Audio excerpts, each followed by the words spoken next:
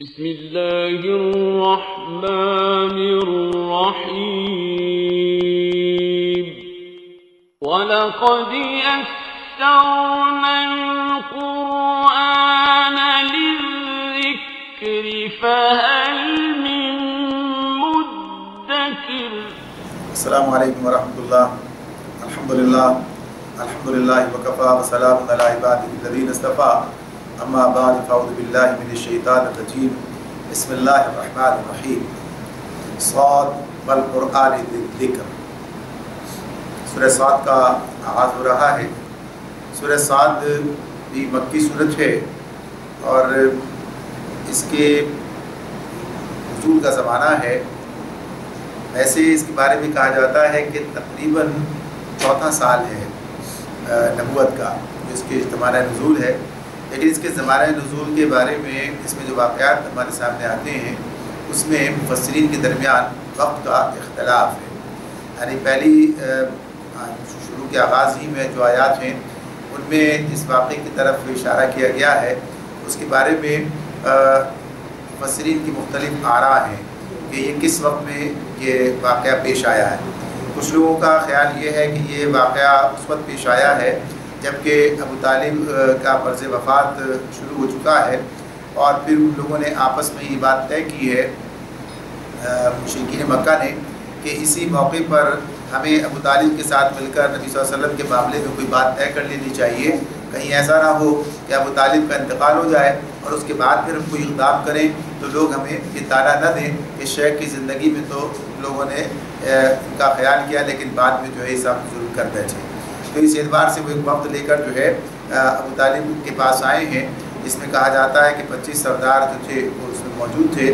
اور جن میں ابو جہل بھی تھا، ابو سفیان بھی تھا، وہ یہ خالد کے سارے لوگ تھے۔ تو یہ سب لوگ آئے ہیں اور آنے کے بعد جو ہے ان سے بات کی ہے اس موقع پر کہ ہمارے اور اپنے بھتیجے کے درمیان معاملہ یعنی تصفیہ کا کرا دو، اور ایک حق بات پر یہ معاملہ طے کرا دو کہ نہ ہم ان کے معبودوں کو کچھ کہیں اور نہ یہ ہمارے معبودوں کو کچھ کہیں، یعنی اس پر جو یہ ہمارے معبودوں کو چھوڑ دیں، اور یہ بھی کہ ہمارے معبودوں سے ہم سے یہ برگشتہ کرنا چھوڑ دیں، ان پر تنقید نہ کریں، ان کی مذمت نہ کریں، اس پر جو ہے ہمارا معاہدہ کرا دو۔ تو نبی اکرم صلی اللہ علیہ وسلم کو ابو طالب نے بلایا اور بلا کر یہ کہا کہ یہ تمہارے ہمزاد یعنی تمہارے جو قوم کے لوگ آئے ہیں یہ، اور انہوں نے ایک منصفانہ بات کی ہے، ان پر اس سے اتفاق کر لو، اور وہ بات پیش کی جو سردار قریش نے کہی تھی۔ نبی اکرم صلی اللہ علیہ وسلم نے اس کے جواب میں ان سے کہا کہ چچا جان، میں تو ان کے سامنے ایک ایسا کلمہ پیش کرتا ہوں جسے اگر یہ مان لیں تو عرب ان کا تابع فرمان اور عجم ان کا بات گزار ہو جائے۔ یہ سن کر لوگوں کے پاس کوئی جواب نہیں تھا، سر پٹا گئے کہ کیا جواب دیں اس بات کا۔ تو انہوں نے کہا کہ ایک کلمہ کیا ہے، ایسے 10 کلمے ہم کہنے کو تیار ہیں، یعنی اس سے یہ نتیجہ نکلے، تو تم بتاؤ کیا کلمہ ہے، کیا بات ہے۔ تو نبی اکرم صلی اللہ علیہ وسلم نے فرمایا لا الہ الا اللہ، یعنی جو آپ کی دعوت تھی، اور اسی پر سارا اختلاف تھا، اسی پر سارا جھگڑا تھا ان کا، تو اس پر وہ سب ایک بار کی کھڑے ہوئے اور یہ باتیں کہتے ہوئے نکل گئے جو صورت میں ہمارے سامنے آتی ہیں۔ تو یہ بات کہ یہ واقعہ کب ہوا تھا اس کے بارے میں مختلف حالات سامنے آتی ہیں۔ ایک تو یہی بات ہے کہ یہ آغازی کا زمانہ ہے، یعنی جب دعوت عام کی ابتدا کی تھی اسی وقت میں یہ بات ہوئی تھی، واقعہ پیش آیا تھا، یا کچھ لوگوں کا کہنا یہ ہے کہ نہیں یہ اس وقت ہے جیسے بات پہلے کی گئی کہ ابو طالب کے مرض وفات کے وقت یہ ہوا تھا۔ تیسرے لوگ یہ بات یہ بھی کہتے ہیں کہ تمہارا رضی اللہ تعالیٰ نے کہ ایمان لانے کے بعد جو ہے کہ اس موقع پر یہ بات پیش آئی تھی۔ غرض یہ کہ یہ معاملہ اپنی جگہ پر ہے کہ اسی زمانے میں یعنی جب کہ مشرکین مکہ کے ساتھ یہ معاملہ چل رہا تھا اور وہ اس پر یہ ساری باتیں کر رہے تھے، اس وقت یہ صورت جو ہے نازل ہوئی ہے۔ تو اس میں یہ بات بیان کی گئی ہے، بتا دیا گیا ہے کہ یہ جو کچھ کر رہے ہیں مشرکین کا معاملہ کیا ہے کہ ان کے انکار کی اصل وجہ دعوت اسلامی کا یعنی نبی صلی اللہ علیہ وسلم کے پیغام میں کوئی نقص نہیں ہے، بلکہ ان کا تکبر ہے، حسد ہے، اور پھر یہ اپنی جو آباء و اجداد کی تقلید ہے، اندھے بن کر اس کی تقلید کر رہے ہیں، اس پر اصرار جو ہے وہ ان کا وجہ انکار بن چکا ہے۔ یہ انہیں جاہلانہ تخیلات پر جو ہے جمے رہنا چاہتے ہیں جن پر انہوں نے اپنے آباء و اجداد کو پایا ہے۔ تو یہ بات نہ سننے کے لیے صحیح سے تیار ہیں، نہ اس پر غور کرنے کے لیے تیار ہیں، بس مذاق اڑا رہے ہیں۔ تو کہا جا رہا ہے کہ یہ کون سی بات ہے اس کا مذاق اڑایا جائے، اور پھر ساتھ ہی ساتھ اسی صورت میں یہ بات ہی بتا دی ابتدائی حصے میں بھی اور آخر میں بھی یہ بات 2 مرتبہ آئے گی کہ جس شخص کا تم آج مذاق اڑا رہے ہو اور جس کی رہنمائی قبول کرنے سے انکار کر رہے ہو، ان قریب وہ وقت آئے گا کہ جب وہی شخص غالب ہو جائے گا، اور اسی شہر مکہ میں جہاں تم اس سے سارا مخالفت کا تم نے بازار گرم کر رکھا ہے، اسی میں تم اس کے سامنے سر نگو ہوگے۔ پھر اس کے بعد مختلف پیغمبروں کا ذکر کیا ہے اور اس میں داؤد علیہ السلام کا، سلیمان علیہ السلام کا قصہ نمایاں ہے، اور اللہ تعالیٰ نے بات بتائی ہے ان سارے قصوں کے اندر جو پیغام دیا ہے کہ اللہ کا قانون عدل جو ہے وہ بالکل بے لاگ ہے، اس کا انسان کا صحیح رویہ ہی مقبول ہوتا ہے، بیجا بات خواہ کوئی کرے اس پر گرفت کرتا ہے۔ تو اس اعتبار سے اس میں ایک پیغام ہے جو اس موقع پر سامنے آئے گا۔ اور پھر اس کے بعد اللہ تعالیٰ نے آخر میں قصہ آدم و ابلیس جو ہے اس کا بھی ذکر کیا اور بتایا کہ اس وقت جو کوئی رویہ مشرکین مکہ اختیار کیے ہوئے ہیں وہ وہی تکبر ہے جو کہ ابلیس کو آدم کے آگے سجدہ کرنے میں مانے ہوا تھا۔ آغاز کرتے ہیں صاد والقرآن ذی ذکر۔ صاد قسم ہے نصیحت بھرے قرآن کی۔ اللہ رب العالمین نے قرآن کی یہ صفت جو ہے یہاں پر بیان کی ہے، ذی ذکر، اور ذکر کے معنی یہاں پر نصیحت کے ہیں۔ تو قرآن کے بارے میں اللہ تعالیٰ نے یہ کہا، قرآن مجید کو بھی ذکر کہا گیا ہے، اس لیے کہ قرآن مجید جو ہے وہ اللہ کی یاد بھی دلاتا ہے، نصیحت کا اس کے اندر مواد بھی موجود ہے، لوگوں کو حقیقت بتاتا ہے اور یاد دہانی کا فریضہ بھی انجام دیتا ہے۔ تو یہاں پر اس کو اللہ تعالیٰ نے ذکر کے عنوان سے قرآن مجید کی یہ صفت جو ہے یہاں پر بیان کی ہے۔ تو اس کے 2 معنی بیان ہوتے ہیں، ایک یہ کہ یہ ذی شرف یعنی بڑے شرف کی بات ہے، بڑی عزت کی بات ہے، یہ قرآن بزرگ ہے، یہ اس کی بات ہے، اور دوسری بات تو وہی ہے کہ تذکیر کا معاملہ یعنی ذکر جو ہے نصیحت سے لبریز اور بھولا ہوا سبق یاد دلانے والا، غفلت سے چونکانے والا، یہ ذکر کے معنی یہی ہے۔ تو اس میں یہ بات ہمارے سامنے آ جاتی ہے کہ ذکر کا جو ایک محدود تصور ذہنوں میں پایا جاتا ہے وہ تصور مکمل نہیں ہے، بلکہ ذکر جو ہے اپنا ایک وسیع مفہوم رکھتا ہے، جس کی بنیاد بہرحال یہی ہے کہ اس کے اندر نصیحت ہو، اس کے اندر جو ہے تذکیر ہو، اس کے بھولا ہوا سبق جو ہے وہ یاد دلایا جائے، اور یہ کام سب سے بڑھ کر قرآن مجید کرتا ہے۔ اور نبی اکرم صلی اللہ علیہ وسلم کو بھی اسی حوالے سے مذکر کہا گیا، یعنی تذکیر کرنے والے، یاد دلانے والے، نصیحت کرنے والے۔ تو قرآن مجید کے ذریعے سے ہی نبی اکرم صلی اللہ علیہ وسلم یہ کام انجام دے رہے تھے۔ تو آغاز ہی میں یہ بات بتا دی گئی کہ یہ جو قرآن مجید ہے اس کا کیا مقام ہے، یہ کس پائے کی کتاب ہے اور کیا کام یہ کرنے کے لیے لوگوں کے پاس بھیجی گئی ہے۔ تو یہ بات اس میں آغاز ہی میں بیان کی گئی، اور پھر آپ فرمایا بل الذین کفروا فی عزۃ و شقاق، یہی لوگ جنہوں نے ماننے سے انکار کیا ہے سخت تکبر اور ضد میں مبتلا ہے۔ یعنی قرآن تو ایک ایسی کتاب ہے کہ جو اپنے برحق ہونے پر خود ہی شاہد ہے۔ اصل معاملہ یہ ہے کہ ان لوگوں کا مسئلہ کیا ہو گیا، فی عزت و شقاق الذین کفروا، بلکہ یہ کہا گیا کہ اصل مسئلہ کیا ہے، اصل مسئلہ یہ ہے کہ الذین کفروا، وہ لوگ جنہوں نے کفر کیا ہے، ماننے سے انکار کیا ہے، فی عزت و شقاق، سخت تکبر اور ضد میں مبتلا ہیں۔ تو یہ جو ضد اور تکبر ہے تو اس میں اس کی بنیاد پر انسان جو ہے صحیح بات سوچنے سننے کے لیے تیار نہیں ہوتا ہے۔ ان کی جاہلانہ نخوت، ان کی ہٹ دھرمی جو ہے، ان پر جو ہے یہ قرآن جو ہے اثر انداز نہیں ہو رہا ہے، اسے سوچنے سمجھنے کے لیے تیار نہیں ہے۔ ورنہ کوئی آدمی جو اس کے غیر متعصب ہو اور اس کے اندر ہٹ دھرمی نہ ہو، تکبر نہ ہو، وہ جب قرآن کو پڑھے گا، قرآن کی دعوت کو دیکھے گا تو اس پر ایمان لے آئے گا۔ یعنی دیکھ لیا کتنی زبردست چیز ہے جو اللہ تعالیٰ کی طرف سے ان کے پاس نازل کی جا رہی ہے۔ آگے فرمایا کم اہلکنا من قبلہم من قرن فنادوا ولا حین مناص، ان سے پہلے ہم کتنی ہی ایسی قوموں کو ہلاک کر چکے ہیں اور جب ان کی شامت آئی ہے تو وہ چیخ اٹھے ہیں مگر وہ وقت بچنے کا نہیں ہوتا۔ یعنی یہ بات کہ اس میں نصیحت کا سامان بھی ہے، پھر اسی کے اندر یہ بات بتائی جا رہی ہے، قرآن مجید ہی بتائی جا رہے ہیں، قرآن مجید میں تو یاد دلائی جا رہی ہے، ورنہ تو یہ سارے واقعات ان کی نظروں کے سامنے، یہ ان کہیے کہ ان آثار پر سے گزرتے ہیں جو پچھلی قوموں کے ہیں، جو بتا رہے ہوتے ہیں کہ پچھلی قوموں کے ساتھ کیا معاملہ ہوا، یہ کیوں مٹا دی گئی، ان پر اللہ کا عذاب کس بنیاد پر آیا، ان کا کیا رویہ تھا، یا ان کی کیا شان و شوکت تھی، اور کیا ان کا اپنا کہیے کہ اثر و رسوخ تھا، مال و دولت تھی، سب دھرے کے دھرے رہ گئے، کوئی ان کو بچانے والا نہ تھا۔ اور اس سے ان کے بربادی کی وجہ اور بنیاد کیا تھی وہ قرآن بیان کر رہا ہے کہ اصل وجہ یہ تھی کہ قرآن نے رکھی ہے سامنے کہ ان کا اللہ سے بغاوت کا رویہ، ہٹ دھرمی کا، ظلم کا رویہ جو ہے اس نے انہیں بربادی سے دوچار کیا۔ تو فرمایا اللہ تعالیٰ نے کہ ان سے پہلے ہم ایسی کتنی قوموں کو ہلاک کر چکے ہیں، تو جب ان کی شامت آئی تو چیخ اٹھے، یعنی اس وقت جو ہے انہوں نے آؤ بکا کیے، پکارے ہیں. تو اللہ تعالیٰ فرماتے ہیں کہ وہ وقت جو ہے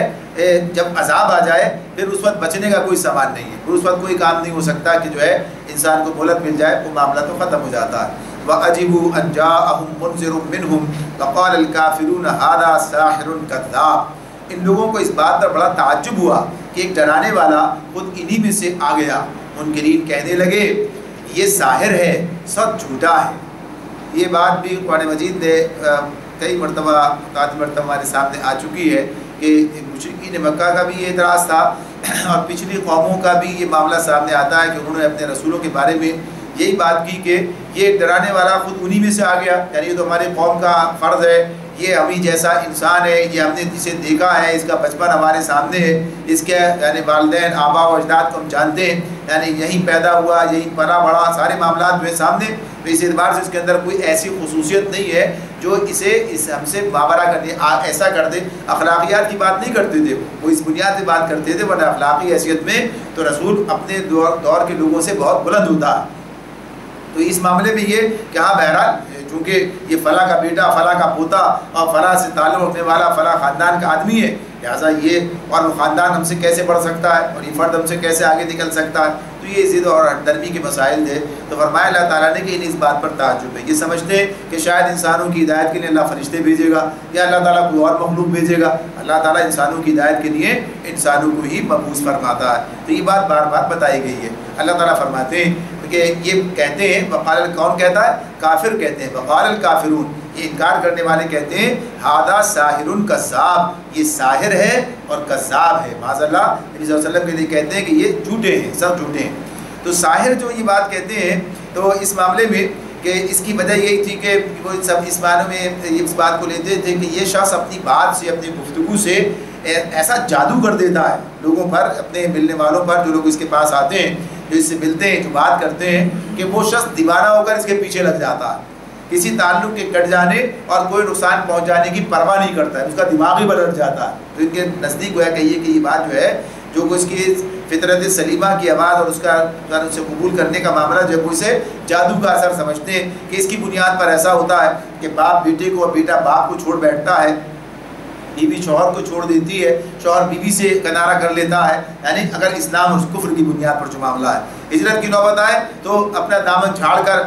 وطن سے نکل کھڑا ہوتا ہے اور کاروبار بیٹھ جائے، ساری برادری بائیکاٹ کر دے، کچھ بھی ہو جائے، یہ سب کچھ گوارا ہے. سخت سے سخت جسمانی مشقتیں، اذیتیں جو ہیں برداشت کرنے کے لیے تیار ہے، مگر اس کلمے کو چھوڑنے کے لیے تیار نہیں جو یہ شخص جو ان کے سامنے رکھتا ہے، اور اس شخص کو چھوڑنے کے لیے بھی تیار نہیں ہے. اس کے ساتھ وابستگی ہر قیمت پر اس نے اپنی برقرار رکھی ہے. تو یہ گویا کہ یہ ان کے نزدیک کیا تھا؟ یہ سحر تھا، یہ جادو تھا کہ کیا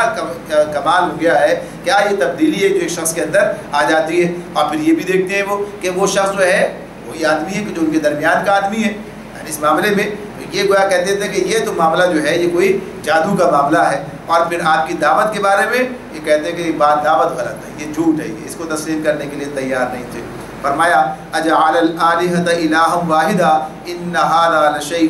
عجاب. یہ اور مزید کیا کہتے ہیں کہ لوگ یہ کہتے ہیں، یعنی دعوت کے بارے میں ان کا جو معاملہ ہے، جو ان کو گویا کہیے کہ جھجھلاہٹ ہے یا جو بات ان کی سمجھ میں نہیں آ رہی ہے یا جس پر انہیں گویا کہیے کہ احتجاج ہے، وہ کیا ہے؟ فرمایا اللہ تعالیٰ نے اجعل الآلہۃ الہا واحدا، کیا اس نے سارے الہوں کی جگہ بس ایک ہی الہ بنا ڈالا؟ یہ تو بڑی عجیب بات ہے. یعنی سارے خدا ختم، بس ایک اللہ. تو کہا کہ یہ تو بڑی عجیب بات ہے، یہ تو ہم نہیں مانتے. ان ھذا لشیء عجاب، یہ تو بڑی عجیب بات ہے. یعنی یا تو انہوں نے اتنے الہ بنا رکھے ہیں، اتنے خدا بنا رکھے ہیں، اور اس طرح سے گویا کہیے کہ ہر ایک کو الگ الگ شعبہ جو ہے اس کے سپرد کر رکھا ہے اپنے طور پر خود ہی تجویز کر کے. تو یہ گویا کہیے ان کی سمجھ یہ بات نہیں آتی تھی کہ ایک اللہ ہی جو ہے وہ ان کے لیے کافی ہو جائے اور بس اسی کو الہ واحد تسلیم کر کے اور اسی کی عبادت اور بندگی بھی کی جائے اور اسی کے سپرد سارے معاملات کیے جائیں، اور جو گویا کہیے کہ اللہ تعالیٰ کے حقوق ہیں اسے اسی کے لیے خاص ہو جائے اور کسی کو جو ہے اس میں شریک نہ کیا جائے.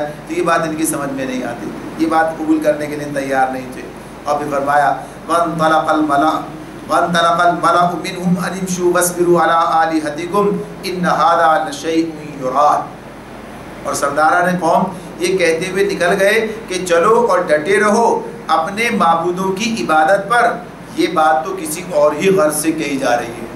تو یہ وہ بات ہے، وہ واقعہ ہے، اس کی طرف اشارہ ہے کہ جس کا تذکر آغاز میں کیا گیا تھا کہ یہ وقت جو آیا تھا اور آ کر اس نے جو ہے ابو طالب کے پاس پہنچ کر یہ بات کہی تھی. تو جب نبی اکرم صلی اللہ علیہ وسلم نے ان کے سامنے یہ کلمہ رکھا اور بات کہی کہ میں تو ان کے خیر خواہی کی بات کرتا ہوں، میں تو ایسی بات انہیں بتا رہا ہوں کہ جو دنیا اور آخرت دونوں میں کامیابی کی ہے. ابھی چونکہ دنیا پرستی کی باتیں کر رہے ہیں تو دنیا کی بات ان کے سامنے رکھی کہ اس کے نتیجہ کیا نکلے گا کہ عرب و عجم جو ہے وہ تمہارے زیر نگی ہوں گے. یعنی بات کہی ہے. تو جب یہ بات کہی تو وہ اٹھ کر چل دی اور انہوں نے جو بات کہی، جو یعنی ان کا اعتراض تھا اور جو انہوں نے اس پر بات کسی جملہ کسا، وہ کیا تھا؟ ان ھذا لشیء یراد. یہ بات تو کسی اور ہی غرض سے کہی جا رہی ہے. یعنی اس میں جو ہے کہ کوئی ہمیں جو ہے نبی اکرم صلی اللہ علیہ وسلم کی صداقت پر جو ہے یقین نہیں کہ تو کچھ اور ہی مسئلہ ہے. یہ اپنے ہی کام کو آگے بڑھانے، اپنی بات کو بنوانے کے چکر میں جو ہے اس طرح کی بات جو ہے وہ کر رہے ہیں. یعنی یہ بات ممکن نہیں ہے جو بات کہی جا رہی ہے. نبی صلی اللہ علیہ وسلم یہ بات کہہ رہے ہیں. گویا کہ یہ کہ آپ کی دعوت پر شک کر رہے تھے، آپ کی نیت کو پر شک کرنے کی بات کی انہوں نے اس موقع پر. فرمایا اللہ تعالیٰ نے ما سمعنا بہذا فی الملۃ الاخرہ ان ھذا الا اختلاف. یہ لوگ کہتے ہیں، اللہ تعالیٰ ہمیں بتا رہے ہیں کہ یہ لوگ کیا کہہ رہے ہیں. ظاہر ہے کہ اس وقت ہم موجود نہیں، قرآن ہمیں بتا رہا ہے کیا کیا واقعات ہوئے، ہمیں بتا رہا ہے. اللہ تعالیٰ نے فرمایا کہ یہ لوگ کہتے ہیں کہ یہ کچھ نہیں ہے، یہ ما سمعنا بہذا، بلکہ کہتے ہیں ما سمعنا بہذا فی الملۃ الاخرہ، کہ کہتے ہیں کہ یہ بات ہم نے قریب کے ملت میں کسی سے نہیں سنی. یعنی قریب کے زمانے میں کسی نے یہ بات نہیں کہی کہ اس طرح سے ایک ہی الہ ہو، الہ واحد ہو. اور پھر کہا ان ھذا الا اختلاف، یہ کچھ نہیں ہے مگر ایک من گھڑت بات ہے. یعنی بس یہ ایک ایسی بات ہے، اس کی کوئی حقیقت نہیں ہے، ماننے کے لیے تیار نہیں ہے. انزل علیہ الذکر من بیننا، اب ایک اور اعتراض لے کر آ گئے. یعنی کوئی دلیل نہیں ہے ان کے پاس کہ اس بنیاد پر یہ بات غلط ہے، اس بنیاد پر یہ بات درست نہیں ہے اور ہم جو پیش کر رہے ہیں وہ ٹھیک ہے. تو ایک اعتراض تو ان کا یہ تھا پہلے ایک اعتراض یہ کیا، اچھا یہ انسانوں میں کوئی اللہ نے مقرر کر دیا ہے، یعنی یہ تو ہمارے جیسا انسان ہے. جس طرح کہا اللہ فعجبوا ان جاءهم منذر منهم، اللہ تعالیٰ فرماتے ہیں لوگوں کو اس پر اس بات پر بڑا تعجب ہوا کہ ایک ڈرانے والا خود انہی میں سے آ گیا. یعنی ایک طرف تو یہ اعتراض ہے اور دوسری طرف کیا اعتراض اب سامنے آ رہا ہے، انزل علیہ الذکر من بیننا بل ہم فی شک من ذکری بل لما یذوقوا عذاب. اب اعتراض کیا آ رہا ہے ان کا کہ کہتے ہیں کیا ہمارے درمیان بس یہی ایک شخص رہ گیا تھا جس پر اللہ کا ذکر نازل کر دیا گیا. یعنی پہلے تو یہی بات اس کو تسلیم کرنے کے تیار نہیں تھے. یہ کہتے تھے کہ انسانوں میں کیسے یہ ذکر آئے گا، یہ تو اللہ کسی اور کو بھیجے گا، کسی اور مخلوق کو بھیجے.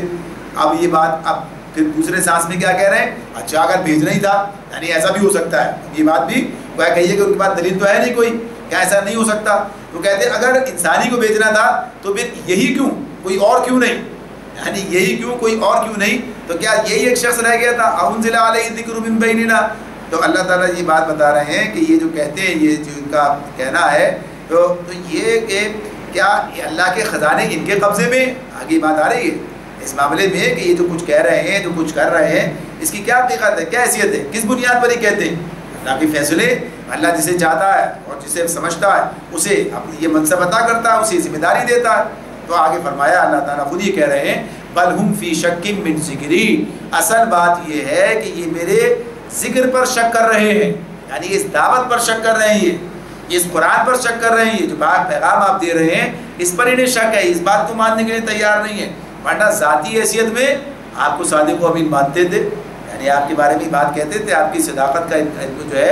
اقرار تھا. اور یہاں تک کہا، بعض معاملات میں بات سامنے آتی ہے کہ انہوں نے کہا کہ ہم تمہیں نہیں جھٹلاتے، ہم وہ اس بات کے منکر ہیں جو تم پیش کر رہے ہو، بات تم کہہ رہے ہو ہم اسے نہیں مانتے، ہم اس کے منکر ہیں. تو اللہ تعالیٰ یہی بات بتا رہے ہیں کہ اصل معاملہ یہ کیا ہے کہ یہ تو اللہ کا انکار کر رہے ہیں، اللہ کی بات کا انکار کر رہے ہیں، یہ معاملہ اصل میں ہے. حالانکہ یہ معاملہ زیادہ گویا کہیے کہ بھیانک ہے، زیادہ گویا کہ اس معاملے میں اس کی خرابی بڑھی ہوئی ہے کہ اللہ پر جو ہے اعتراض، اس کی ذکر پر جو ہے شک کیا جا رہا ہے. تو فرمایا کہ اصل بات یہ ہے بل لما یذوقوا عذاب، یہ ساری بات اس لیے کر رہے ہیں کہ انہوں نے میرے عذاب کا مزہ چکھا نہیں ہے. یعنی ابھی معاملہ یہ باتیں کرنے کے لیے آزاد ہیں، جب یہ پکڑ آئے گی تو سیدھے ہو جائیں گے، معاملہ پھر سمجھ میں آ جائے گا. تو فرما دیا کہ بل لما یذوقوا عذاب، یہ ساری باتیں اس لیے کر رہے ہیں کہ انہوں نے میرے عذاب کو ابھی اس کا مزہ چکھا نہیں ہے. فرمایا ام عندهم خزائن رحمت ربک العزیز الوہاب، کیا تیرے داتا اور غالب پروردگار کی رحمت کے خزانے ان کے قبضے میں ہیں؟ یعنی اب یہ بات کہی جا رہی ہے یہاں پر اللہ تعالیٰ کوئی بات جو پہلے بات ہوئی کہ ان کا اعتراض ہے کہ ایسا کیوں کر دیا، آپ کون ہیں، آپ کی حیثیت کیا ہے، آپ کی اوقات کیا ہے، آپ کا یعنی کسی بھی طرح سے کیا اللہ تعالیٰ کے فیصلوں میں آپ دخیل ہیں، آپ کا کیا اختیار ہے، یعنی آپ کے پاس نہ علم ہے نہ خبر ہے نہ کوئی حیثیت ہے، کوئی بات ہی نہیں ہے. اللہ تعالیٰ خود ہی جانتا ہے، مالک الملک ہے، رب ہے کائنات کا، خالق ہے، الہ ہے، واحد ہے، وہ سمجھتا ہے، وہ جانتا ہے کیا کام اسے کرنا ہے. یعنی انسان کیسے اس پہ اعتراض کر سکتا، اگر کرے تو اس سے بڑی حماقت کیا ہوگی. یعنی اپنی حیثیت کو دیکھے، اپنی اوقات کو دیکھے، اپنے معاملات کو دیکھے، اپنے علم کو دیکھے، یعنی کیا اس کی اپنی کمزوری پر اس کام میں رکھے، یعنی اسے کیسے کیا مجال ہے اس کی کوئی بات کہے کہ کسی بھی معاملے میں وہ اعتراض کرے. اللہ تعالیٰ تو یہ بات بتاتے ہیں نا کہ تمہیں تو اپنا برا بھلا معلوم نہیں ہے کہ تم اس کے معاملے میں محتاج ہو، خود سوچ سمجھ کے فیصلے کرتے ہو، پتہ چلتا ہے خلاف ہی نکل آئے، اپنے خلاف نکل آئے، یعنی غلط فیصلہ ہو گیا، بات درست نہیں رہی، کہنے غلطی ہو گئی ہم سے، یعنی خود تسلیم کرتے ہو شب روز کیا غلطیاں ہوتی ہیں ہم سے. تو اللہ رب العالمین جو سب سے پاک ہے وہ جو ہے فیصلے کرتا ہے. تو اللہ تعالیٰ فرما رہے ہیں کس کو کیا دینا ہے، کس کو کس رحمت سے نوازنا ہے، کیا کرنا ہے، یہ تو اللہ تعالیٰ کا فیصلہ ہے. تو اسے پوچھ رہے ہیں ام عندہم خزائن رحمت ربک العزیز الوہاب، کیا ان کے قبضے میں اللہ کی رحمت کے خزانے کہ یہ جو ہے اپنی مرضی سے فیصلے کرے. یہ تو عزیز الوہاب زبردست ہے اور غالب ہے سب پر اور جو ہے سب کو دینے والا ہے، تو وہی جانتا ہے کس کو کیا دینا ہے. ام لہم ملک السماوات والارض وما بینہما فلیرتقوا فی الاسباب، کیا یہ آسمان و زمین اور ان کے درمیان کی چیزوں کے مالک ہیں. اچھا تو یہ عالم اسباب کی بلندیوں پر چڑھ کر دیکھیں، یعنی یہ جو بات ان کے کہنے کی ہے کہ یہی شخص رہ گئے تھے نبی صلی اللہ علیہ وسلم کے بارے میں کہتے ہیں، تو اللہ تعالیٰ کہتے ہیں کیا ان کی حیثیت کیا ہے، یعنی یہ ساری زمین و آسمان کی بات یہ تو ان کے بارے میں جانتے بھی نہیں کیا کیا ہے زمین و آسمان کے درمیان. ام لہم ملک السماوات والارض وما بینہما، یہ آسمان و زمین کے مالک ہیں کیا، اور جو کچھ اس کے درمیان ہے. انسان ذرا سا اختیار، ذرا سا اقتدار، ذرا سی اس کی حیثیت، اپنے قدموں کے نیچے کی زمین، اور گویا کہیے وہ بھی اس طرح اس کے نہیں ہے. جب اللہ چاہتا ہے وہ کیا کہیے کہ اس سے بغاوت کر جاتی ہے، ساری چیزیں جو دنیا میں اللہ نے دے رکھی ہیں انسان کو اس کے ہاتھ سے نکل جاتی ہیں. تو یہ کیا سمجھتا ہے اپنے آپ کو اور اتنی بڑی باتیں کرتا ہے. اللہ تعالیٰ کہتے ہیں کہ یہ آسمان و زمین کے یا اس کے درمیان جو چیزیں ان کے مالک ہیں، فلیرتقوا فی الاسباب. اچھا تو یہ عالم اسباب کی بلندی پر چڑھ کر دیکھیں کیا کر سکتے ہیں، کیا ہے ان کا مقام، کیا ان کی حیثیت ہے یہ کہ یہ فیصلے بدلوائے. اللہ تعالیٰ کے فیصلے تو اللہ کے ہیں اور اللہ کے فیصلے ہی نافذ ہونے والے ہیں، کوئی ان کے اندر جو ہے رکاوٹ نہیں ڈال سکتا ہے. جند ما ہنالک محزوم من الاحزاب، اللہ تعالیٰ فرما رہے ہیں جند ما ہنالک محزوم من الاحزاب، یہ تو جتھوں میں سے ایک چھوٹا جتھا ہے، چھوٹا سا جتھا ہے. من الاحزاب بڑی جو لشکر ہیں، جماعتیں ہیں، تو کہا جند ما ہنالک محزوم من الاحزاب، فرما دیا کہ یہ تو جتھوں میں سے ایک چھوٹا سا جتھا ہے جو اسی جگہ شکست کھانے والا ہے، جو اسی جگہ شکست کھانے والا. اس جگہ سے مراد مکہ معظمہ جہاں بات ہو رہی ہے، یعنی اس کی بات بتائی جا رہی ہے یہاں پر شکست کھانے والے. یعنی کسی کے حاشیہ خیال میں بھی یہ بات نہیں آ سکتی تھی، وہم گمان میں یہ بات نہیں آ سکتی تھی کہ یہ لوگ جن کی صورتحال آج اس وقت اتنی مظلومیت کی ہے، یہ لوگ جن کا کوئی آج اس وقت زور نہیں ہے، اور یہ سب کے سب کتنے ان پر ظلم و زیادتی اور زبردستی ان کے ساتھ کر رہے ہیں، یہ مغلوب ہو جائیں اور یہ غالب ہو جائیں. ایسا کیسے ہو سکتا ہے؟ لیکن اللہ تعالیٰ بتا رہے ہیں کہ یہی یہ کام واقعہ یہی پیش آنے والا ہے، یہی پیش آنے والا ہے. اور معاملہ یہی ہوا کہ اللہ تعالیٰ نے بیت اللہ یعنی مکہ مکرمہ میں ہی جو ہے یہ انہیں شکست دی، اور یہ سارے کے سارے وہی جو ہے مکہ معظمہ میں کھڑے نبی اکرم صلی اللہ علیہ وسلم کے سامنے، اور پھر یہ جو ہوا کہ آپ ان کی قسمتوں کے فیصلے کرنے کے لیے اس وقت مختار ہیں. اور جس وقت آپ بہرحال ان کے ساتھ کہتے ہیں کہ آج تم آزاد ہو، آج تم پر کوئی مواخذہ نہیں کیا جا رہا ہے، یعنی انہیں کوئی آزادی دی گئی ہے. تو یہ اللہ تعالیٰ اس کا ذکر آج کر رہے ہیں، اس کا کوئی تصور آج ذہن میں نہیں ہے، لیکن اللہ جانتا ہے، اللہ کا علم جو ہے وہ سب پر محیط ہے، وہ آگے پیچھے سب حالات جانتا ہے، اسے پتہ ہے کہ یہ دن آنے والا ہے، اور اس کا یہ پیشگی وہ اس کی خبر دے رہا ہے. فرمایا کذبت قبلہم قوم نوح وعاد وفرعون ذو الاوتاد، ان سے پہلے نوح کی قوم اور عاد اور بیخوں والا فرعون، وفرعون ذو الاوتاد وثمود وقوم لوط واصحاب الایکہ اولئک الاحزاب، اور قوم لوط اور ایکا والے یہ سب جھٹلا چکے ہیں، یہ سب جھٹلا چکے ہیں. اللہ تعالیٰ فرماتے ہیں جتھے وہ تھے اولئک الاحزاب، یہ سب جتھے جو تھے وہ تھے. یعنی کہ ان قوموں کو دیکھیں تو ان کا معاملہ فرعون ظاہر ہے اس کو کیا اقتدار حاصل تھا، کیا اختیار اس کے پاس تھا، کیا اس کی ہوا کہ یہ کیفیت تھی. تو اس معاملے کی بات بتائی جا رہی ہے کہ یہ مشرکین مکہ ان کی تو کوئی حیثیت ہی نہیں ہے. اس سے پہلے جتنی قومیں اور سب کو کیا نتیجہ نکلا، رسولوں کے مقابلے پر آئیں اور برباد ہو کے رہ گئی، رسولوں کے مقابلے پر آئیں اور برباد ہو کے رہ گئیں. تو انہیں بتایا جا رہا ہے کہ تمہاری حیثیت کیا ہے، تم دیکھو تم سے پہلے کیا کیا معاملات ہوئے اور نتیجہ کیا نکلا، رسول کامیاب اور یہ سب ناکام ہوئے. فرمایا ان کل الا کذب الرسل فحق عقاب، فرما دیا ان میں سے ہر ایک نے رسولوں کو جھٹلایا اور میری عقوبت کا فیصلہ اس پر چسپاں ہو کر رہا. یعنی کیا معاملہ رہا، ان کی برباد ہونے کی کیا وجہ تھی، ان پر عذاب آنے کی بنیاد کیا تھی، انہوں نے میرے رسولوں کو جھٹلایا. کذب الرسل یعنی انہیں رسول کی حیثیت سے تسلیم کرنے سے انکار کر دیا. یہ بات پہلے آپ کے سامنے ہے کہ ہر دور میں رسول اپنی قوم کے اندر ایک ممتاز فرد ہوتا ہے، قوم کو اس سے گویا کہ یہ بڑی امیدیں وابستہ ہیں، اس کا تعریف بھی ہے، اس کی توصیف بھی سب کچھ ہے. لیکن جب وہ بحیثیت رسول کے اپنے آپ کو پیش کرتا ہے تو ماننے سے انکار کر دیتے ہیں، جھٹلا دیتے ہیں، اس کی دعوت کو جھٹلا دیتے ہیں، یعنی اس کے منصب رسالت کا انکار کرتے ہیں. دراصل یہ جو کام ہے اللہ تعالیٰ فرماتے ہیں اسی کا نتیجہ کیا نکلا، فحق عقاب، کہ عقوبت کا فیصلہ ان پر جو ہے وہ چسپاں ہو گیا. اس کا نتیجہ ان کے ساتھ یہ آیا. فرما دیا وما ينظر هؤلاء الا صيحة واحدة ما لها من فواق، بس یہ لوگ بس ایک دھماکے کے منتظر ہیں، یہ لوگ بس ایک دھماکے کے منتظر ہیں جس کے بعد کوئی دوسرا دھماکہ نہ ہوگا. یعنی جب اللہ کا عذاب آئے گا ایک ہی دھماکہ، ایک ہی کڑکا کافی ہوگا، کسی اور کی جو ہے ضرورت پیش نہیں آئے گی. یعنی اللہ کے عذاب کو نہ آتے دیر لگتی ہے، نہ اس کا نتیجہ نکلتے دیر لگتی ہے. وقالوا ربنا اجل لنا قطنا قبل یوم الحساب، یہ کہتے ہیں کہ اے ہمارے رب یوم الحساب سے پہلے ہی ہمارا حصہ ہمیں جلدی سے دے دے، یوم الحساب سے پہلے ہی ہمارا حصہ ہمیں جلدی سے دے دے. یہ بات بھی کئی مرتبہ سامنے آتی ہے کہ جس میں ان کی اجرت پسندی اور ان کا یہ کہیے کہ جھٹلانا اور اسی بنیاد پر یہ کہنا کہ لے آؤ عذاب آ جائے، جلدی سے آ جائے، کیوں نہیں آتا، کر دو ابھی سے، کیوں اتنا مت ڈالو اس عذاب معاملے کو، ابھی کر ڈالا جائے. اور یہاں تک کہ اللہ کو پکار کے بھی کہہ دیا، یعنی یہاں تک بھی کہا کہ اگر یہ سچ ہے تو ہم پر پتھر برسا دے آسمان سے. یعنی اس طرح سے کوئی اللہ کے عذاب کو دعوت دے رہے ہیں. تو کہتے ہیں کہ ہمارا معاملہ اس طرح چکا دیا جائے، کب قیامت ہوگی اور کب یوم الحساب ہوگا. تو اللہ تعالیٰ کہتے ہیں اس لیے کہ یہ اس پر ایمان نہیں رکھتے ہیں، جانتے نہیں ہیں کیا نتیجہ نکلنے والا ہے، اور اس درجے ہٹ درمی اور گویا کہیے کہ اس پر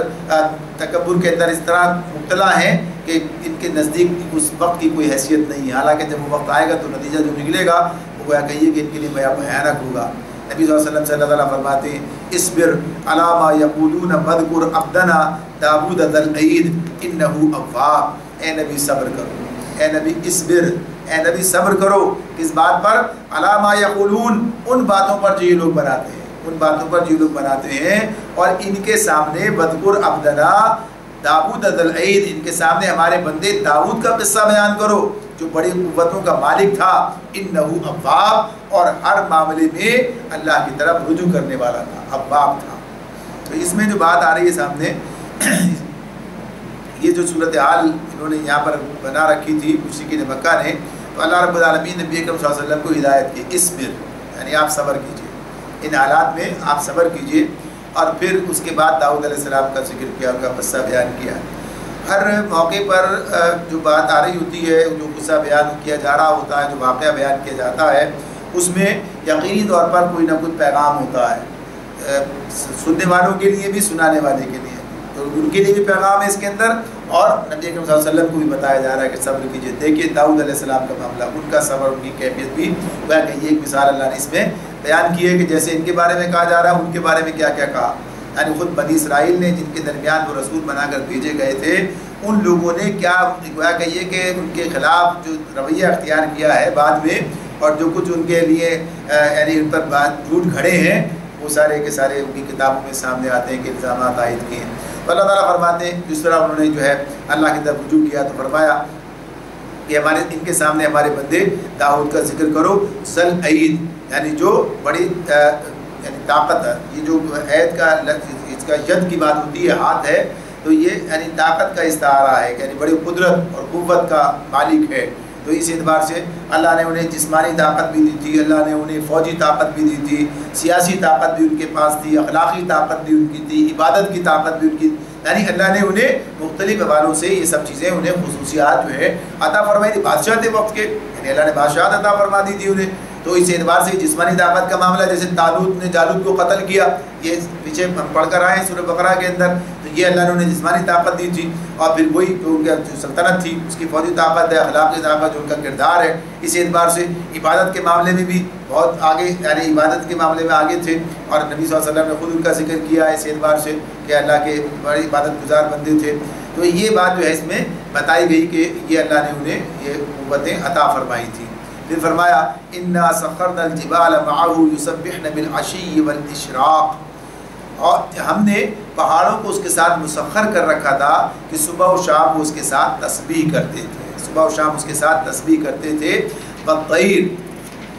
والطیر محشورا کل له ابواب، پرندے سمٹ آتے اور سب کے سب اس کی تسبیح کی طرف متوجہ ہو جاتے تھے۔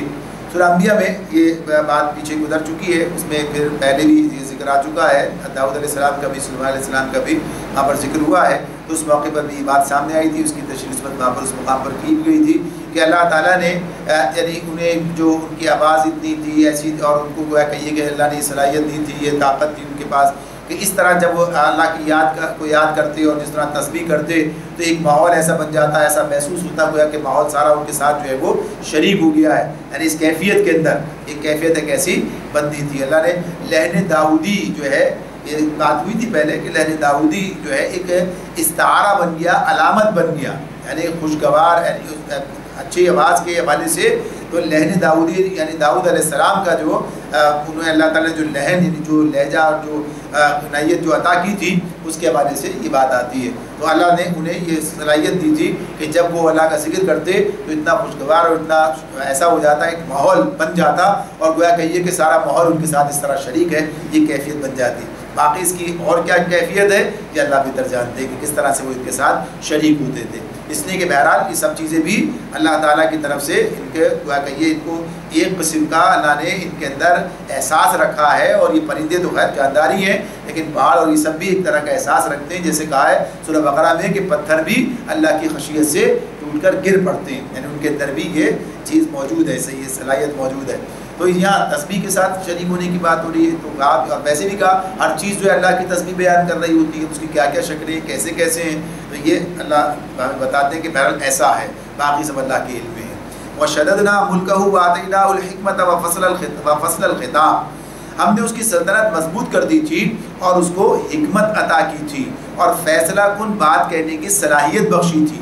اللہ تعالیٰ نے ان کے بارے میں 3 باتیں بھی بتائی ہیں۔ پہلی بات کیا؟ وَشَدَدْنَا مُلْكَهُ، پہلے انہیں جو ہے سلطنت مضبوط کر دی ان کی، اور پھر وَآتَيْنَاهُ الْحِكْمَةَ، اور ان کو حکمت عطا کی تھی، اور فصل الخطاب، اور فیصلہ کن بات کہنے کی صلاحیت بخشی تھی، یعنی یہ اللہ تعالیٰ نے ان کو انعامات ان پر کر رکھے تھے، یہ اللہ تعالیٰ کی عطا تھی جو ان پر تھی اور انہیں ملی بھی تھی۔ تو یہ خصوصیت کے اعتبار سے جو ہے بات بیان کی گئی ہے، تینوں چیزیں ان کے سامنے آتی ہیں، ان کے بعد سلیمان علیہ السلام کی طرف منتقل ہوتی ہے۔ حکمت کی بات تو سارے رسولوں کے ساتھ ہے کہ اللہ نے ہر رسول کو جو ہے حکمت عطا کر رکھی ہوتی ہے، تو وہ ان کے اسی کو بیان کر رہے ہوتے ہیں، لیکن ساتھ ساتھ یہاں پر خصوصیت کیا ہے کہ انہیں اللہ نے بادشاہت بھی دی، شددنا ملکہ، یعنی انہیں جو ہے سلطنت بھی دی اور مضبوط دی، اور پھر یہ بھی فصل الخطاب، بات کہنے کی، عمدہ بات کہنے کی صلاحیت جو ہے اچھی طرح سے بات کو پیش کرنے کی۔ جیسے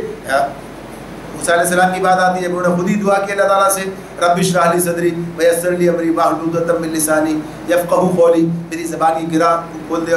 تاکہ لوگ میری بات سمجھ سکیں۔ غرض یہ کہ بات کرنے کا انداز کے بہتر طریقے سے بات جو ہے سامنے والے تک منتقل ہو جائے۔ بات کا ماننا نہ ماننا تو آدمی پر منحصر ہے، لیکن جو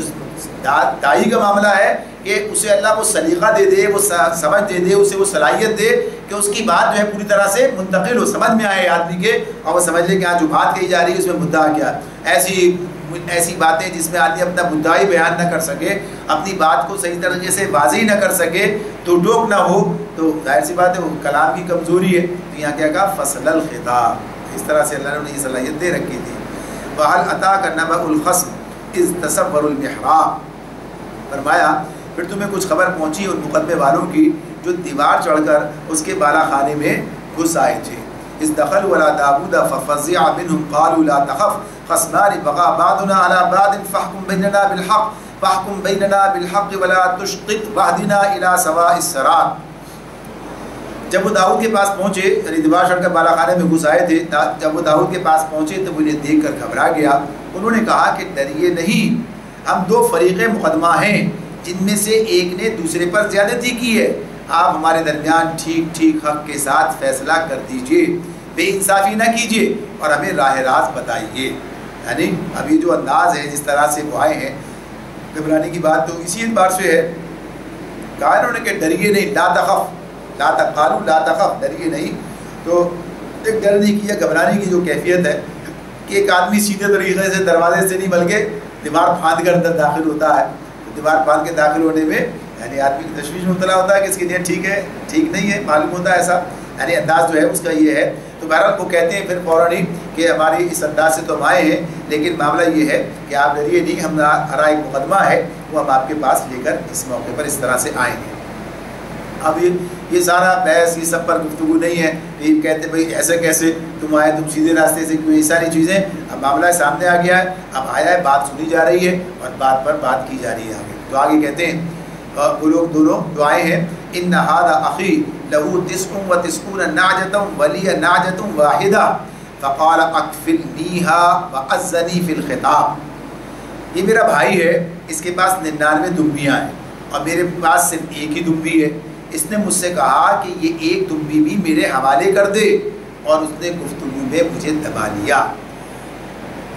بھائی سے مراد یہی ہے کہ بہرحال اب دونوں غیر دینی بھائی ہیں، اس اعتبار سے اس حوالے سے آئے ہیں، یہ ہمارا یعنی ساتھی ہے،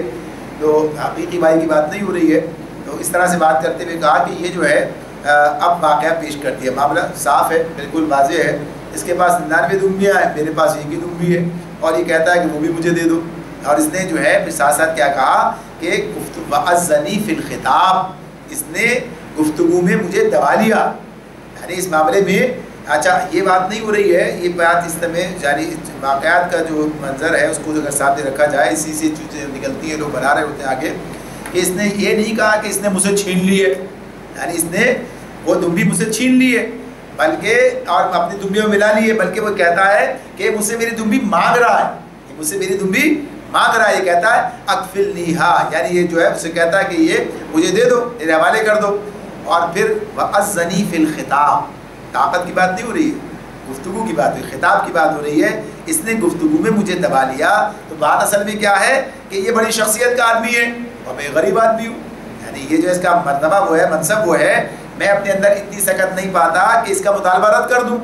اس معاملے میں یہ بات ہے کہ گویا کہ اس کا اپنا جو اثر رسوخ اس کی جو کیف کی بات ہے، اس کا مقام مرتبہ ہے، اس حوالے سے جو ہے اس نے مجھے دبا لیا، یہ کیفیت بن گئی ہے، اس کے تحت جو ہے یعنی اس کے زیر اثر آ گیا ہوں، تو یہ میرا مقدمہ ہے۔ قال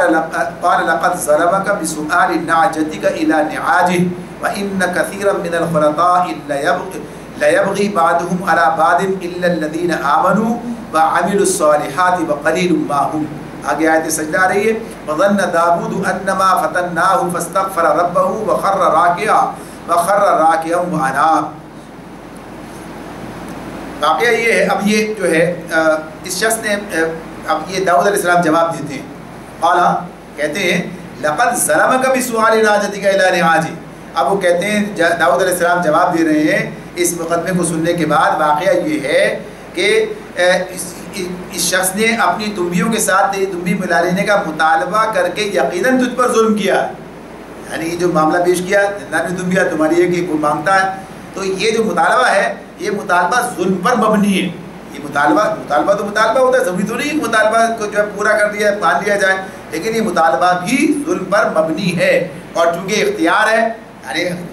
مرتبہ وہ ہے، تو یہ اور بات زیادہ قابل گرفت ہو رہی ہے کہ اس کے زیر اثر بھی آدمی، تو کہتے ہیں کہ یہ جو ہے اس نے ظلم کیا ہے، تجھ پر ظلم کیا۔ واقعہ یہ ہے کہ مل جل کر ساتھ رہنے والے لوگ اکثر ایک دوسرے پر زیادتیاں کرتے رہتے ہیں، بس وہی لوگ اس سے بچے ہوئے ہیں جو ایمان رکھتے ہیں اور اپنے صالح کرتے ہیں، اور ایسے لوگ کم ہی ہیں۔ یہ بات کہتے کہتے داؤد سمجھ گیا کہ یہ تو ہم نے دراصل اس کی آزمائش کی ہے، چنانچہ اس نے اپنے رب سے معافی مانگی اور سجدے میں گر گیا اور رجوع کر لیا۔ اب یہاں پر یہ بات جو ہمارے سامنے آتی ہے کہ یہ اللہ تعالیٰ نے ایک متنبی کرنا، کیا توجہ دلائی، اور اس پر جو ہے انہیں متوجہ کیا کہ یہ کام جو کچھ ہوا ہے، اب کام کا ذکر نہیں اللہ تعالیٰ نے کیا، کیا معاملہ ہے، کیا بات ہے، کس طرح، لیکن اس سے مراد یہ ہے کہ اس طرح کا واقعہ ہے کہ جس پر یہ مثال چسپاں ہوتی ہے، یہ مقدمہ اس پر چسپاں ہوتا ہے کہ کوئی ایک ایسا مطالبہ ہے کہ جس کی وجہ سے کہیے کہ یہ بات ان کے شایان شان نہیں ہے، جو بات کی گئی ہے، جو بات ہو رہی ہے، جو معاملہ ہوا ہے، اور یہ ایک آزمائشی کیفیت تھی، کیا صورتحال ہے۔ تو اب اس میں یہ معاملہ سامنے رکھا گیا کہ یہ جیسے ہی وہ بات کر رہے ہیں، کیا بات ہو رہی ہے، بات ہوتے ہوتے احساس ہوا یہ تو اپنی بات ہو گئی، یعنی احساس ہو گیا کہ یہ معاملہ جو ہے، یہ تو معاملہ یہیں پر ہے۔ تو اللہ تعالیٰ فرماتے ہیں کہ ظن داؤد سمجھ گیا انما فتناہ، کہ ہم نے اس کی آزمائش کی ہے، یہ تو ہم نے اس کی آزمائش کی ہے کہ اب بات کیا ہوتی ہے۔ اب انسان کے عقل و فہم اور اس کی سمجھ اور اس کے جذبے کی، یعنی اس کے دل بینا کی بات ہوتی ہے کہ زندہ دل ہے اور دیکھنے سمجھنے والا ہے، تو وہ غور کرتا ہے، سمجھ جاتا ہے یہ بات تو ہم پر بھی آ رہی ہے، ایسی ہے، یہ معاملہ تو اسی طرح ہے، تو وہ فوراً توجہ کرتا ہے۔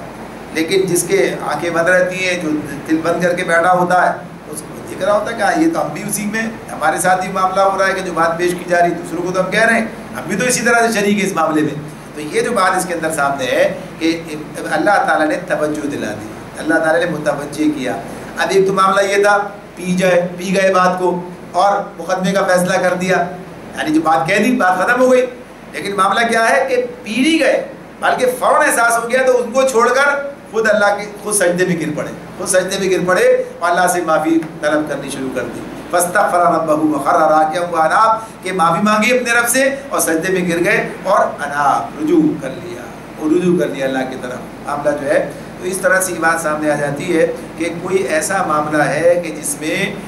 اس طرح کا یہ کہیے کہ جو اس میں مقدمہ پیش کیا گیا ہے اس سے ملتا جلتا معاملہ ہے جو اس موقع پر سامنے آتا ہے۔ لیکن اسی کے اندر یہ بات بھی آ جاتی ہے کہ یہ جو اصول جو بھی کچھ تھا اس پر بنی اسرائیل نے تو اپنی روایات میں بہت ہی بےہودہ گفتگو کی ہے، اور اس میں صحیح بات تو بنیادی طور پر یہی ہے کہ جب اللہ تعالیٰ نے اس کا ذکر نہیں کیا، واقعہ کیا ہے اللہ تعالیٰ نے بتایا نہیں کہ بھائی یہ واقعہ ہے، تو اس پر زیادہ اس کی گریز میں جانا مناسب نہیں ہے۔ یہ جو مفسرین نے بات بھی کی ہے اس پر تو اسی بنیاد پر کہ اس کے بنیاد پر یہ باتیں کہہ رہی ہیں، یعنی بنی اسرائیل نے الزام لگایا ہے پر داؤد علیہ السلام پر، سلیمان علیہ السلام پر، تو یہ جو معاملہ ہے یہ تو ان کا معاملہ ہے کہ انہوں نے جو کچھ جھوٹ گھڑا ہے، جو کتابیں انہوں نے اپنی اس کے اندر ساری چیزیں خراب چیزیں ڈال رکھی ہیں، یعنی اس کتاب کا جو ہے انہوں نے اس کا تقدس ہی ختم کر دیا، اس کا احترام جو ختم کر دیا، تو ان کا معاملہ ہے۔ ہمارے معاملے میں جب اس بحث میں مفسرین نے کی ہے، پہلے اس کو دیکھا جا سکتا ہے ان چیزوں کو اس اعتبار سے کیا، لیکن بات ہے کہ وہ سب بے بنیاد ہوگی، کوئی بنیاد نہیں، کوئی حیثیت نہیں ہے۔ ہم صرف بات کو اتنا ہی رکھتے ہیں کہ اس سے متعلق، یعنی اس سے ملتا جلتا معاملہ ہے، اس کو اللہ تعالیٰ نے سامنے رکھ دیا ہے اور کہا ہے۔ تو اس کو کہتے ہیں کہ جب داؤد علیہ السلام نے اس بات کو محسوس کر لیا فیصلہ سناتے ہوئے کہ معاملے میری آزمائش ہوئی ہے، تو اب اس میں فوراً رجوع کیا اور اللہ نے معاف بھی کر دیا۔ آگے جو بات آ رہی ہے تو اس سے پتہ کیا چلتا ہے کہ قصور کی نوعیت ایسی شدید نہ تھی کہ اسے معاف نہ کیا جاتا، اور معاف کیا بھی جاتا تو مرتبہ بلند سے گرا دیے جاتے۔ اللہ تعالیٰ یہ فرماتے ہیں کہ اللہ نے ان کی توبہ بھی قبول کی، بلکہ جو ان کا مقام تھا اس میں بھی کوئی کمی نہیں آئی، اس میں کوئی فرق نہیں پڑا۔ تو فرمایا آگے فغفرنا له ذلك وإن له عندنا لزلفى وحسن مآب، تب ہم نے اس کا وہ قصور معاف کر دیا۔ اللہ نے اعلان کر دیا، ساتھ ہی بات بتا دی کہ ہم نے اس کا قصور معاف کر دیا، اور یقیناً ہمارے ہاں اس کے لیے تقرب کا مقام اور بہتر انجام ہے، لزلفى وحسن مآب، یعنی اس میں کوئی کمی نہیں ہے، کوئی اس کے اندر کسر نہیں ہے۔ تو یہ تو آزمائشیں ہیں، زندگی کے ساتھ ساتھ چلتی ہیں۔ اب اس میں جو چیز ہمارے سامنے آتی ہے اور آگے بھی واقعات آ رہے ہیں سامنے، اس کے اندر چیزیں سامنے آئیں گی، تو کہ اللہ تعالیٰ ان چیزوں سے کیا چیز بتانا چاہتے ہیں، کیا پیغام دینا چاہتے ہیں، کیا بات ہے کہ دیکھو آزمائش سب کی ہوتی ہے، آزمائش سب کی ہوتی ہے۔ اصل بات یہ ہوتی ہے کہ اس آزمائش میں آدمی اللہ کی طرف رجوع کرے، اگر کوئی اس سے کوتاہی ہو جائے، غلطی ہو جائے تو اللہ کی طرف پلٹ جائے۔ ہم دیکھتے ہیں آدم علیہ السلام سے غلطی ہو گئی، فوراً اللہ کی طرف پلٹ گئے، ربنا ظلمنا انفسنا وان لم تغفر لنا وترحمنا لنكونن من الخاسرین، یعنی جب اللہ سے، اور خود اللہ نے الفاظ القا کیے، بتایا کہ ایسے اللہ سے جب شرمندگی ہے رجوع کیا ہے تو اللہ نے خود ہی بات بتا دی، ایسے کر لو، ایسے مانگ لو۔ تو اللہ تو اتنا فضل فرمانے والا ہے کہ انسان کو سکھاتا ہے، طریقہ بتاتا ہے، ایسے کرو ایسے، تو یہ فوراً معاملات ٹھیک ہو جاتے ہیں۔ پیچھے نوح علیہ السلام کا پڑھ کر آئے کہ جب انہوں نے بیٹے کے لیے کہا تو کہا کہ یہ کام درست نہیں ہے، یہ بات صحیح نہیں، فوراً اللہ کی طرف رجوع کر لیا، اللہ میں توبہ کرتا ہوں اس بات سے کہ آپ سے وہ سوال کروں اس کے بارے میں جانتا نہیں۔ تو معاملات تو اس اعتبار سے ہیں، تو یہ بتا دیا گیا کہ ہاں انبیاء کے معاملے میں بھی اللہ نے انہیں بھی آزمائشوں میں ڈالا ہے، اور اس اعتبار سے کہ یہ چیزیں سامنے آتی ہیں، لیکن جب رجوع کر لیا فوراً ان کا معاملہ اس طرح کا ہے تو اللہ تعالیٰ نے ان کو ان کے درجات بلند کیے، ان کے چاہے اس کو قبول کر لیا، ان کی معذرت کو، تو اس اعتبار سے یہاں پر یہ پیغام دیا گیا ہے اور بتا دیا گیا ہے کہ یہ طریقہ ہے، یہ طریقہ ہے۔ تو نبی صلی اللہ علیہ وسلم کے لیے صبر کی بات آئی تھی، اور ان لوگوں کو بتایا جا رہا ہے کہ دیکھو اللہ کے کیسے کیسے نیک بندے بھی ان راستوں سے گزرے اور کیا انہوں نے رویہ اختیار کیا۔ اللہ تعالیٰ نے سمجھنے اور عمل کرنے کی توفیق عطا فرمائے۔ وآخر دعوانا الحمدللہ۔